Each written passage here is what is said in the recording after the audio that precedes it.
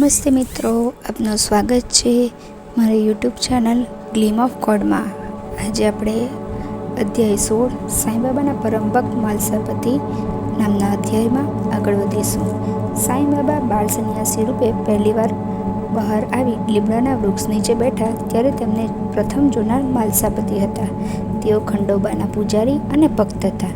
એમણે બાળ સંન્યાસીનો પરિચય પૂછ્યો હતો અને બીજા બાઈજાબાઈ હતા, જેમણે એમને પહેલીવાર પાણી પીવડાવી ભિક્ષા આપી હતી।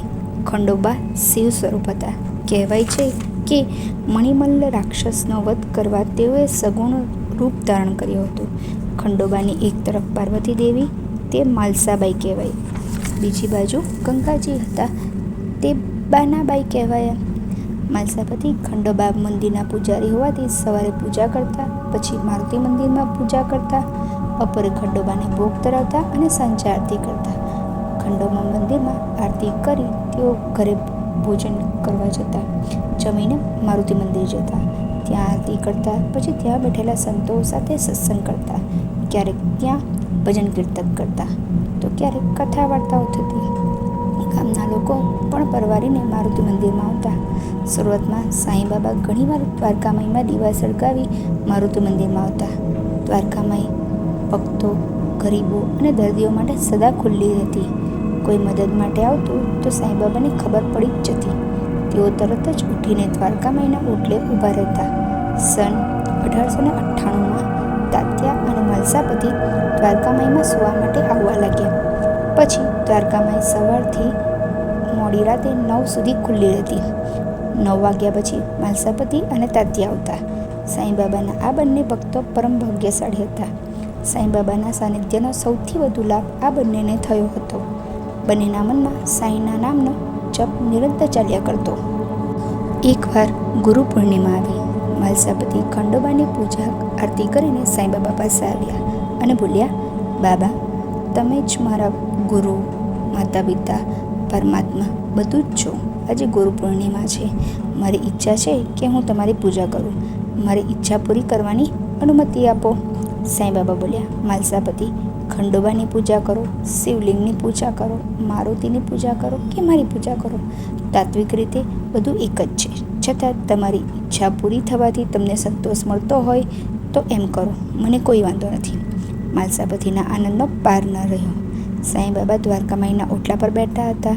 માલસાપતિએ સાંઈબાબાના ચરણો ધોવા માંડ્યા। તે સમયે તેમની ભાવદશા કેવટ જેવી હતી। એમની આંખોમાંથી દળદળ આંસુ સરકી રહ્યા હતા। પછી કઠોળ ખસેડીને ચરણોને પોતાના ખોળામાં મૂકી લૂછ્યા। એના પર ચંદન લેપન કર્યું, હળદરનું તિલક કર્યું, બાબાના કપાળે ચંદનનું તિલક કર્યું, બાબાના ચરણોમાં ગુલાબના ફૂલો ચડાવ્યા, પછી બાબાને ફૂલોની માળા પહેરાવી। પૂજાની થાળી બાજુ પર મૂકી લાડુ અને ફળોનો થાળ બાબા સામે મૂક્યો, પછી આરતી કરી, પછી બાબાને લાડુ ખવડાવ્યું અને જળ પીવડાવ્યું અને છેલ્લે બાબાના ચરણોમાં મસ્તક મૂકી સ્તુતિ કરવા લાગ્યા। સાંઈબાબાએ ના મસ્તક પર હાથ મૂકી દીધો। ભક્ત અને ગુરુની આ અતિ પ્રેમ ભાવદશાનું વર્ણન અશક્ય છે। માલસાપતિ, તમારું હૃદય એટલું નિર્મળ અને નિર્મોહી છે કે ગૃહસ્થ જીવન જીવતા જીવતા જ તમે સહજતાથી મુક્તિને પામી શકશો। ત્યારથી સાંઈબાબાની પૂજા માલસાપતિ કરતા થયા। રાતે માલસાપતિ અને તાત્યા સાંઈબાબાની દ્વારકામાઈમાં સૂવા આવતા ત્યારે બાબા પશ્ચિમ તરફ, માલસાપતિ દક્ષિણ તરફ અને તાત્યા ઉત્તર તરફ મસ્તક રાખી સૂઈ જતા। ત્રણેયના પગ એકબીજાને અડકતા। ત્રણેય વાતો કરતા રહેતા। તાત્યાને જલ્દી ઊંઘ આવતી। તે ઊંઘી જતો તો બાબા એને ઢંઢોળીને જગાડી દેતા। ત્રણેય સાથે જ ઊંઘી જતા। ક્યારેક કોઈ માંદું પડે કે મોટી તકલીફમાં મુકાઈ જાય અને દ્વારકામાઈમાં આવે તો બાબા તરત જ બેઠા થઈ જતા અને એની તકલીફનું નિવારણ કરતા। આ વાતની તાત્યા કે માલસાપતિને ખબર જ ન પડતી। તાત્યા આ રીતે બાબા સાથે 14 વર્ષ સુધી સૂતો। પછી એના પિતા ગણપતરાવ પાટીલનો સ્વર્ગવાસ થયો એટલે બાબાએ તાત્યાને ઘરે સૂવા મોકલી દીધું। માલસાપતિને 4 પુત્રી અને મોટી ઉંમરે એક મોટો પુત્ર માર્તંડ થયો। સાંઈબાબાની કૃપાથી 4 પુત્રીઓ પરણી ગઈ। માર્તંડ પણ વિદ્વાન અને જ્ઞાની હતો। માલસાપતિને ઘણી તકલીફો આવી પણ સાંઈબાબાએ એમને સદા સહાયતા કરી। માલસાપતિએ પણ છેક સુધી સાંઈબાબાની સેવા કરી। બાબાની સાથે ને સાથે રહી બાબાના ભક્તોને પણ તેઓ માર્ગદર્શન આપતા હતા. બાબાના દેહ ત્યાગ પછી પણ તેઓ ચારેક વર્ષ જીવ્યા અને સાંઈ બાબાનું ધ્યાન ધરતા ધરતા દેહનો ત્યાગ કર્યો. ઓમ નમઃ ઇતિ સદગુરુ શ્રી સાંઈ સચ્ચરિત્રમાં સાંઈ બાબાના પરમ ભક્ત માલસાપતિ નામનો અધ્યાય 16 સમાપ્ત. ઓમ સાંઈ રામ.